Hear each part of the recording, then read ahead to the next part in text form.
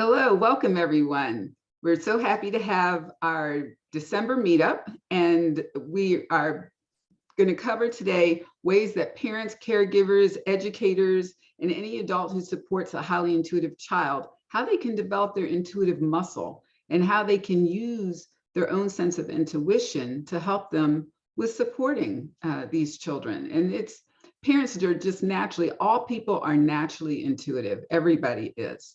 And we need to learn how to tap into that more, not only for parenting, but even just for ourselves, to help ourselves be guided. So before we dive into the topic, I just want to say, it's been a great year of doing these parent meetups and having these conversations. We do record them and we've started putting them on the replay. So we hope that people have a chance to view them later, and it is providing some, benefits, some knowledge to those who are looking to just hear other people's stories and know what others are going through and how they're doing things, because we do, as I've mentioned before, we learn from other people's stories. So, and thank you for those who have participated and who continue to watch the replays, as we're trying to put information out there to positively help parents, help educators, help any adults who are supporting highly intuitive children, so that we can start changing the foundation of awareness and understanding, raising it so that people know that the different ways that we can help to better support these group of children. So today with this topic, we just wanted to go through some simple ways that we can start to exercise our own intuitive muscle as parents, because that's important. When we know ourselves and when we can tap into that for ourselves, we are holding space not only for ourselves, but we're holding space and can hold it in a different way for our child, because we're letting ourselves be guided by that inner voice that we have that inner knowing of what's right. And usually when we stop and get quiet and listen to that, we actually find that we're going to make decisions and that we're going to be led in a way that is usually on track with what we need to do. And then we can start tapping into what our child needs, and really help support what their needs are. So there's a couple quick steps, easy steps that we can start to do as parents to help us to start listening to that inner guidance and working with exercising that muscle, because it is a muscle. We get so busy in our everyday life of all the external daily activities and routines, and we have to drive the child to here, and we have to go to school, and we do this and we do that. And we're so focused externally that quite often we don't get a chance to take the time to really sit and get that quiet time to think of how do we go within and how do we start harnessing our own inner guidance, our own intuition to help lead us in the best path for us for parenting and or being an educator or anyone who's advocating or supporting a highly intuitive child. So one of the things I was going to talk about is just listening to your inner guidance. And one way that you can harness that and do that is you have to, I think the foundation for it in all the research and the information I found is like starting to distinguish whether you can be a highly intuitive parent or you're not. Some people think they're not highly intuitive, and that's true. They may not be highly intuitive, but everyone has intuition. And what you have to do as a foundation is start to establish what is the difference between my energy and the energy I'm taking on from others around me. Because believe me, everything is energy. And what we do is when we take on things as parents, and we go to work and we pick up things from there, and we come home and we have all these emotions that we have going on, and we have all these worries or cares or concerns that we're carrying. And when you have a highly intuitive child and you come home and they pick up on that, they're very sensitive and they can pick up on the feelings, the emotions, the thoughts of the parent. And so the more we can keep ourselves in a balanced and calm state and go inward and find that inner peace for ourselves and that inner knowing on how to handle things, we naturally come to our children with a calmness and a balance that will keep them calmer and balanced. Because a highly empathic child is highly aware of their environment. They're very aware of what's happening around them and the energy that comes with it. So if you can cultivate your ability to hear your own inner voice as a parent, by turning your attention inward, on a regular basis every day, and just asking yourself, in any given situation, what would my wiser self, what would my intuition have me do in this moment, as a parent, and just as a person, but as a parent with your child, and just get quiet and let yourself take a moment or two and just meditate on that, and just see what comes up for you, what impressions, what information starts to surface for you. And let yourself, when you start doing that every day, give yourself just a few minutes, 2 minutes, 3 minutes, 5 minutes if you can spare it. Let yourself just sit quietly and ask yourself that question and see what comes to you. And usually you'll start to find, as you exercise that's a form of an exercise, a technique.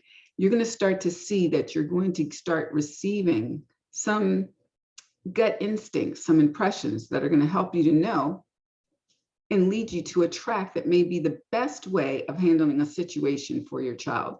Because truly, parent and children have a connection like no other. And parents instinctively, they intuitively know what to do, what's best for your child when you get quiet and centered within yourself, and you can really observe and figure out what's going to be the best path for you to take with your child. So that's one big key thing. And as you practice that, you get into a calmer space, and you get into a more knowing space, and you get into a more connected space for yourself. And the more connected we are for ourselves, the better we can be with our parenting and being tuned in to what our child really needs and what's really going on with them. So I'm just going to throw it out to John, who's also here, and ask him, share his thoughts on what do you think about intuitively connecting in how that helps with parenting. How has it helped you with your parenting of our son? Well, thank you, Ellen. And actually, I think it's helped a lot when you do have to take the time, throughout the day, not only to kind of check in with yourself to see how you're doing, to take a moment and to kind of, turn the TV off, turn the phone away from you, and get quiet and kind of listen to your guidance of, like, how am I feeling? How am I doing? First of all, before you can even help your child, you got to make sure you're helping yourself out and tuning in, getting quiet, and see what's going on with you. Do you need to take, a little more time for yourself? Do you need to kind of tune in, just kind of feel how you're feeling, check in, and then you can make better decisions for yourself. Then you get quiet, also take the time and see what's going on with your child, and then kind of feel inside what's going on.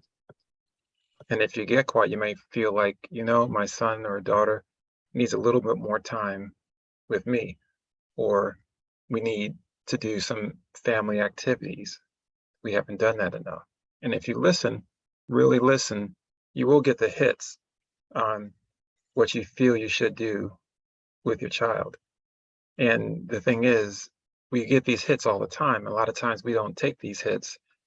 We go, oh, we got this to do or that to do. But remember, those little the quiet voice that you hear, the little gut instinct that you feel that maybe we should go downtown and go look at Christmas lights or something like that.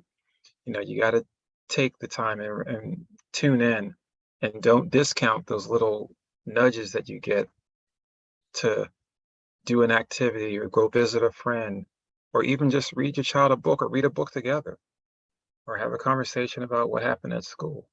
When you get a chance to tune in, you'll find yourself connecting with your child better, having a better relationship with your child. And it just helps overall with the connectedness of the family.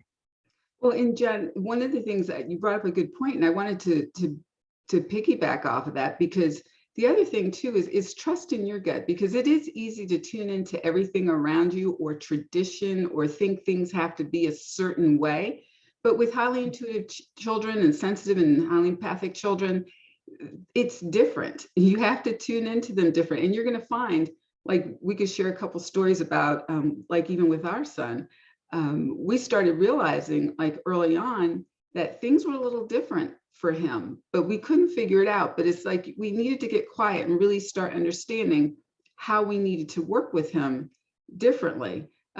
Just even from his sensitivity from being really young, going to birthday parties. He couldn't be in birthday parties. He would scream and cry. Once we get there, he'd want to leave. And we would look at each other, and it's almost like kind of like getting embarrassed, like, oh my gosh, we just got here. He's screaming, crying, we're not understanding. He just, what do we do? And then we have to leave, and feeling kind of embarrassed that we had to leave the party after we RSVP'd, and we may have only been there for like 2 minutes. We had to turn around and walk out.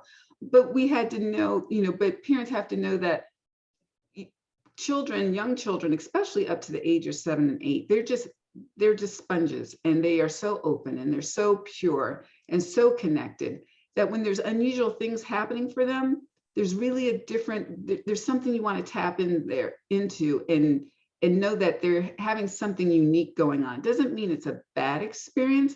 Doesn't always mean that there's something wrong. There could be. You always want to get that checked out if there is something wrong. But just, you want to check, because energetically, they can be so sensitive that it's causing them to have issues that you may not be aware of. And once if you start trusting always externally, the external world and other people will have you think something's wrong with your child. But if you get quiet and you intuitively go within, you can start and observe. Observation is so key.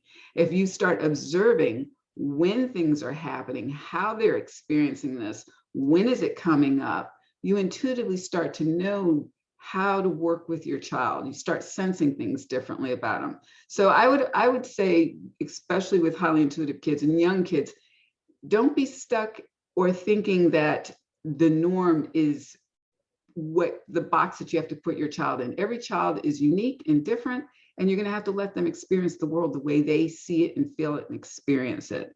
And that's where intuitive parenting really comes in. I mean, wouldn't you say that, John? Would you? Yeah. Yeah, definitely.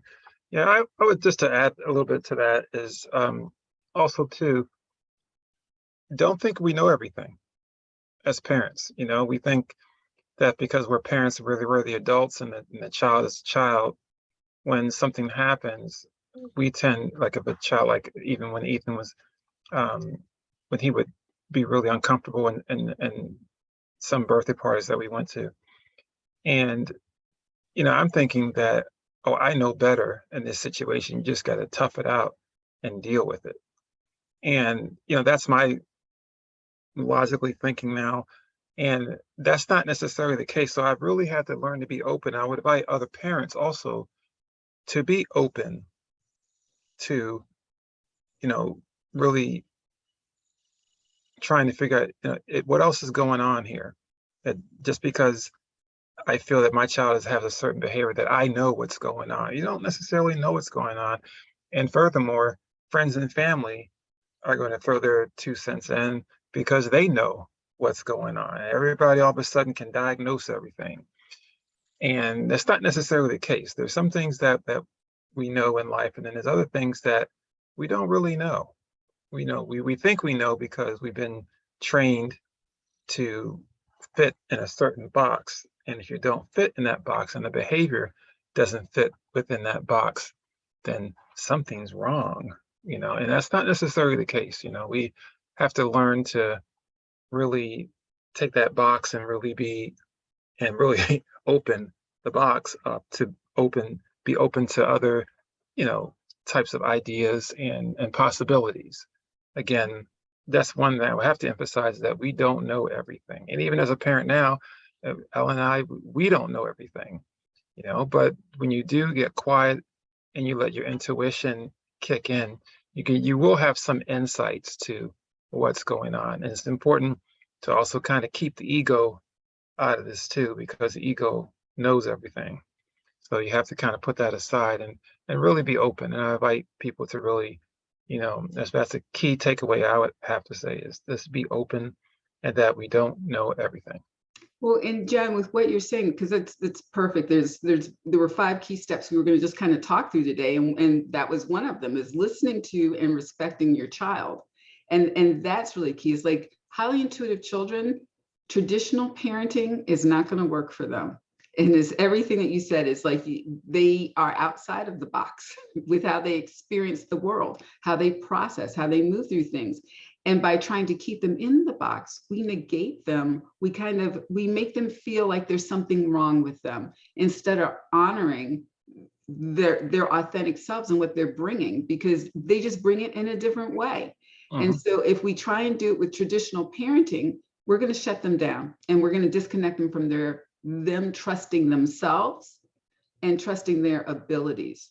So we have to be open, and we have to, like you said, keep our minds open and have more of a respectful parenting style that allows the child to participate. A highly intuitive child needs to participate more because they pick up on information and they know things different than a child who's not as sensitive in that way.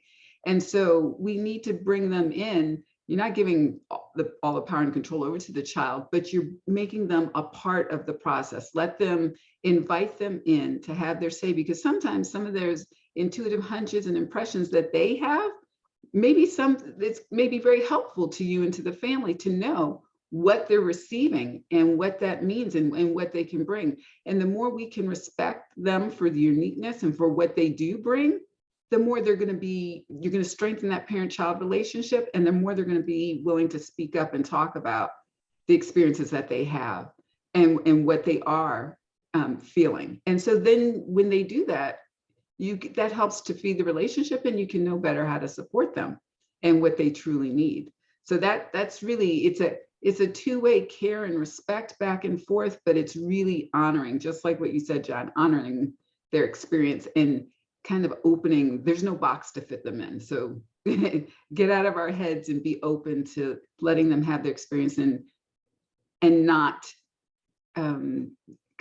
not kind of squashing down what they bring to the table, not negating it, and not making them feel bad about being a little different or thinking about things a little differently.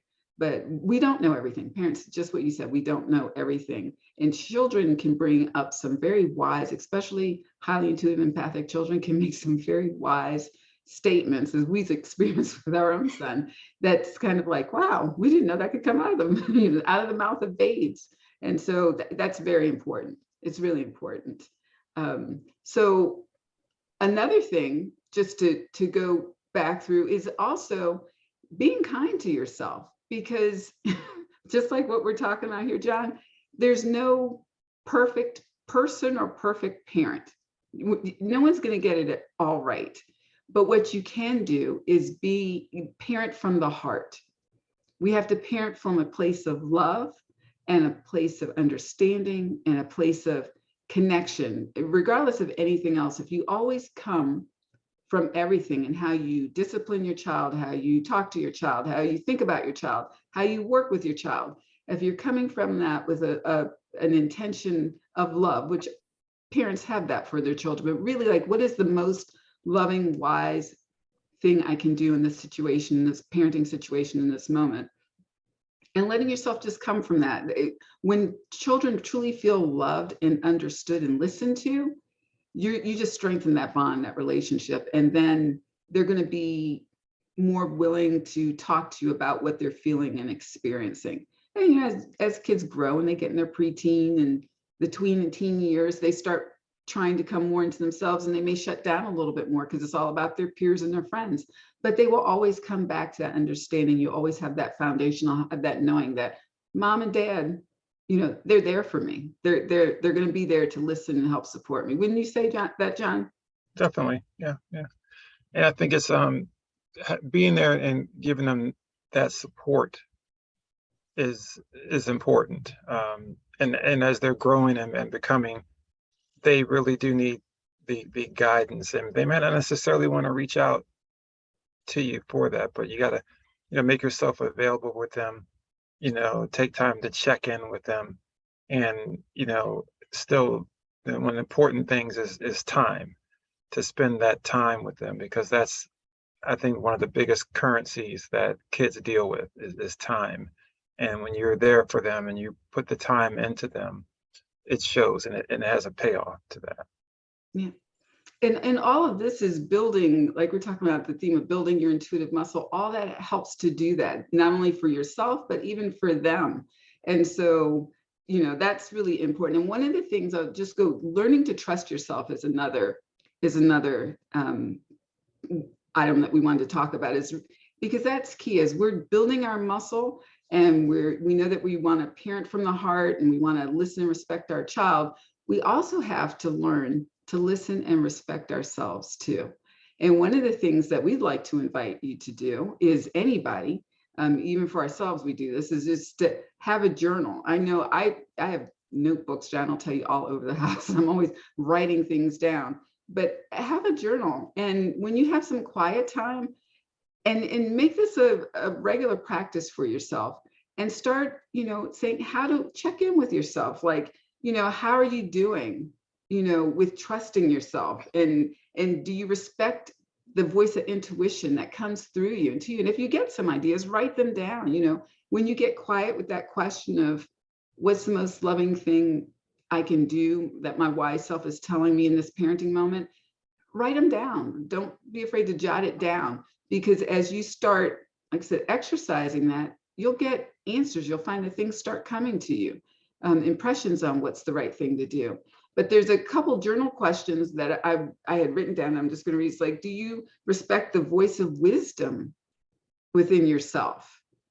These are things just to think about. And do you do that? Do you honor that voice of wisdom in yourself? Or are you constantly looking to other people to give you answers and information about situations, versus checking in with, how do I feel? What feels right in my soul? What feels best for me and my family and my child? I know this person or this doctor may be telling me to put him or her on medication, and you need to do that if that's necessary, but sometimes it's not necessary. Observing your child, what's really working best for him or her? Are you decisive about what matters most to you? Do you make decisions, or do you kind of waffle or let others decide, or let life just decide for you by being indecisive?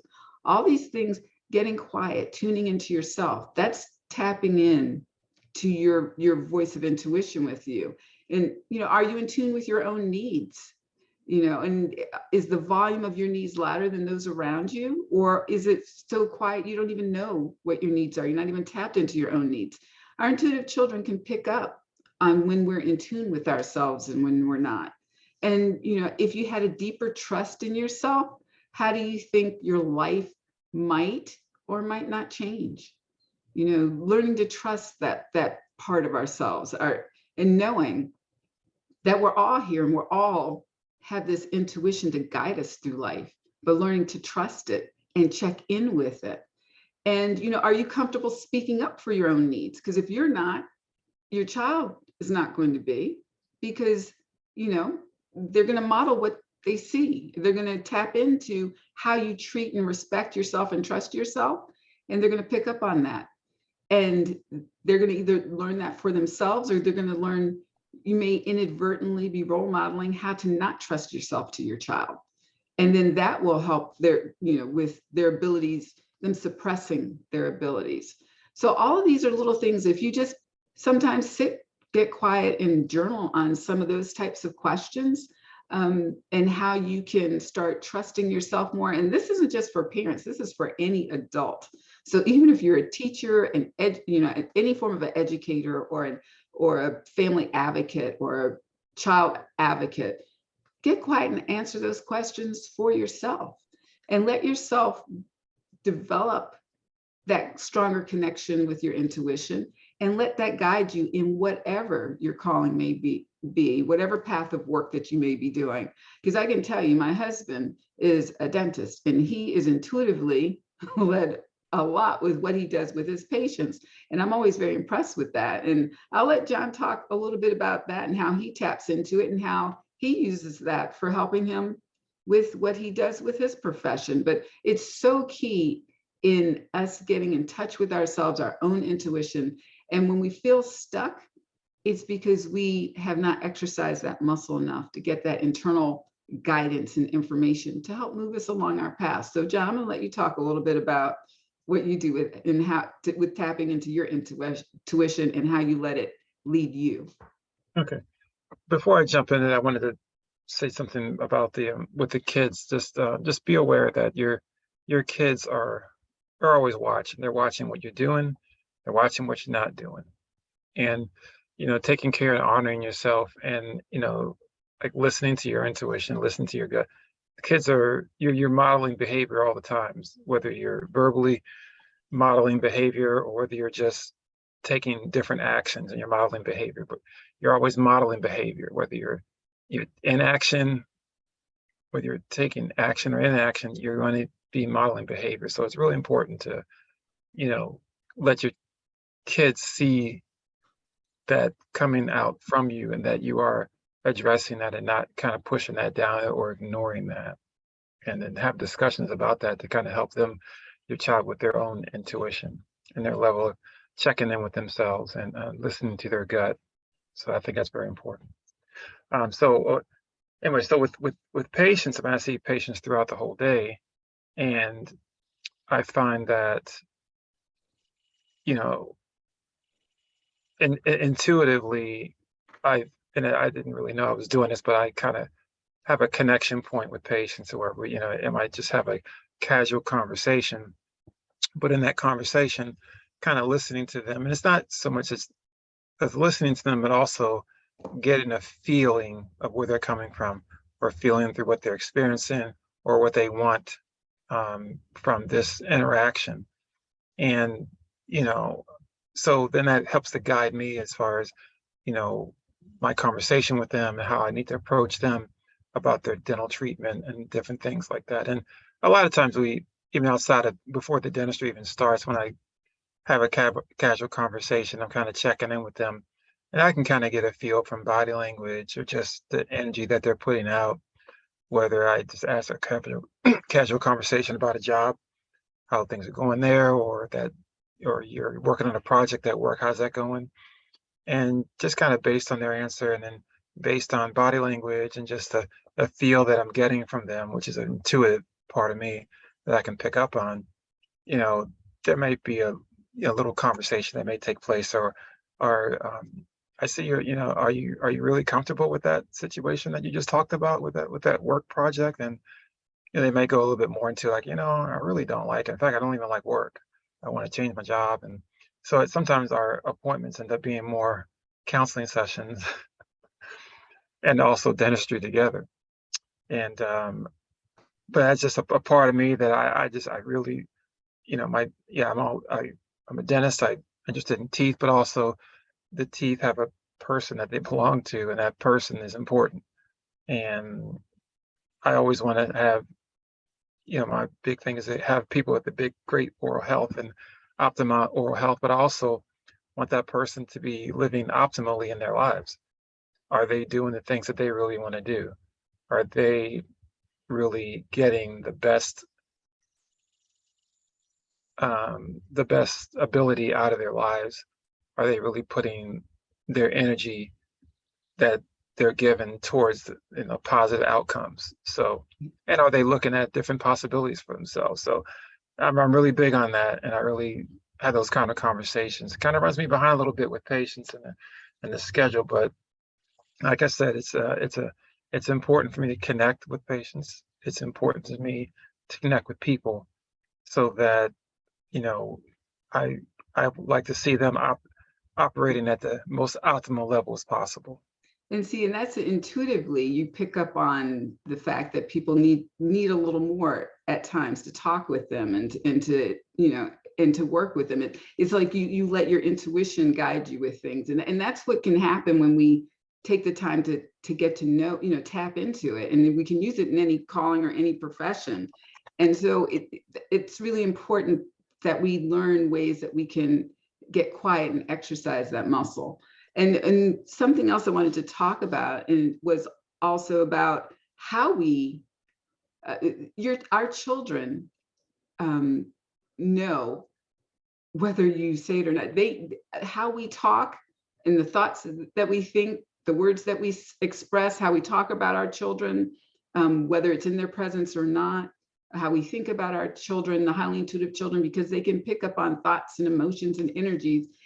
Be conscious of that. Be conscious of how we perceive our children. Always perceive the best of them, because it's like we said, sometimes we can get caught up into behaviors or how they may be acting in this moment or what they're doing, or it's not fitting what we want for them or what we think it should be. But we just need to relax that and always come with thoughts of love and thoughts of and words of love. Like I said, we have to correct and we have to discipline as parents, but just always have their best, the best and highest thought about your child in mind. And they will always rise up to that. They will rise up to meet it. They're going to go through their stages and phases, but they will rise up when they know that somebody truly believes in them and is willing to understand them, even when they're having their worst day and throwing a tantrum, or older, maybe getting upset or going in the room and shutting you out or lashing out in some way.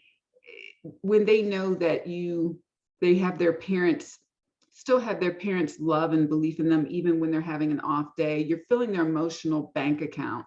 You're filling them up, and they will, trust me, it pays off, and they will come back and be there.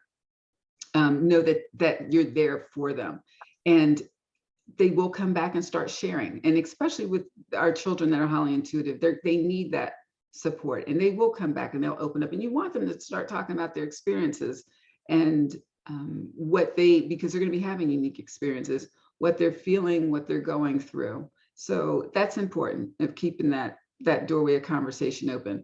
But as I was alluding to earlier and just touched on, there is no perfect person and there's no perfect parent. So we have to be non-judgmental of ourselves. We have to not carry guilt, and we have to be just very forgiving of ourselves when we feel like we've messed up, or we didn't quite make the right call in that situation, or we didn't quite. It's okay. You always get another chance to make a different decision and to make something and work it out in the best interest of your family or with your child. And it's just coming from that intention of love. But definitely, you want to give yourself the gift of being gentle about our limitations as parents and as people, because we're all striving to be and do the best that we can. And so we just want to know that there is no perfect parenting.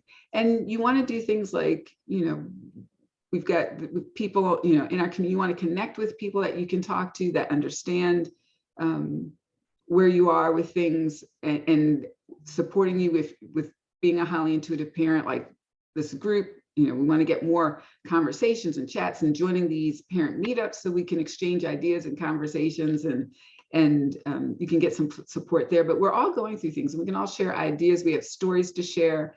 And one of the things that we're excited about is even in the upcoming year, we're going to be having more people are becoming aware of this highly intuitive project, this effort that we have going, and are coming forward to share their stories and to give information and to be of help and assistance. And we're going to be bringing so much more to this community going forward, so that we can make sure that parents and children are getting the raising awareness and getting the kind of support that they need. Because John and I know what we went through when we first found out about our son. I mean, I have abilities as well.